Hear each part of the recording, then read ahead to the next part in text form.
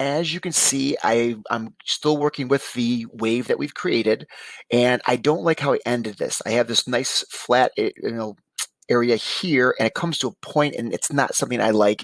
If I was going to use it for a logo, I would definitely want to continue that like square across the bottom. Well, I can do that. I can change it right here. Using the pen tool, you're going to notice if I go over a path, you'll see a plus sign. And this plus sign is there. I click on the actual path, not the points, but the path. And notice I've actually put another point there. I will be able to move that. And that's where the other sub-select pointer comes in. I'm able to click on it and then move it and adjust it to where I want it. So now it looks more like a nice uniform type of logo of some sort. And it's really, really wonderful. But I just don't have to put a point in. I can also put a curve in. So let's go back to our pen tool up here and know that if I click one more time and we're going to go in the same path, the plus is there. I can click it, and as like making a curve, I'm clicking and holding down, and I'm drawing out the handles.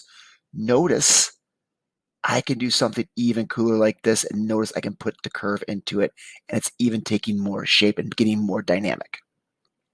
Those are two ways, so we can actually add it.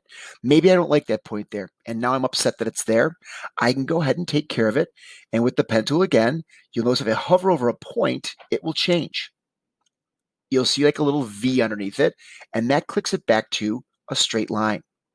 If I want to get rid of the point, notice again, if I hover over it, it will make it a minus and it goes away. So clicking on those points, you'll see several things. Again, one more time, if I want to make it into a curve, I'm going to click and add the point, hold left click, and draw it out.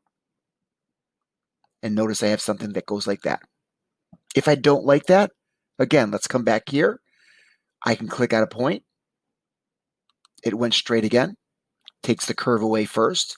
And then if I want to get rid of the point in general, click one more time to see the minus, and it goes away. If I have existing points that I didn't put on, I can do the same thing. Notice if I hover over it, it's a minus, it goes away. I want to keep that one there. Another thing we can do is I can actually manipulate and move these points right here. I'm going to go ahead and I'm going to use what we call the sub. They call it the sub select piece. In Illustrator, it is called a direct select. So we're selecting something very direct. So if I come here on the point again, click on it, notice my handles are going to be seen. I'm able to go ahead and grab a handle and move it. And I can fine tune my curves. Like this curve down here, I'm not very happy with. Let's bring that up here. Let's bring this up a little bit more aggressively. And I like how we're making this kind of a C shape here. And it looks really kind of nice. So I can go back and fine tune things. That's what makes the pen tool so effective. I can come in here and make very specific movements, very deliberate, small movements that are wonderfully done. Now notice I don't like this shape here. I want to maybe make this one the same height as the other one. And notice I'm doing that. Oh, there's my line that tells me I'm the same. And now notice I have this really cool looking wave that I can use in all kinds of things. Maybe it's a logo.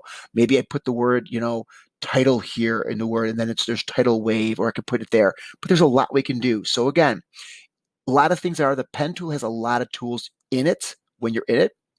I can subtract, add, change from a curve to a straight line to a curve. Very simple, but that's how this works.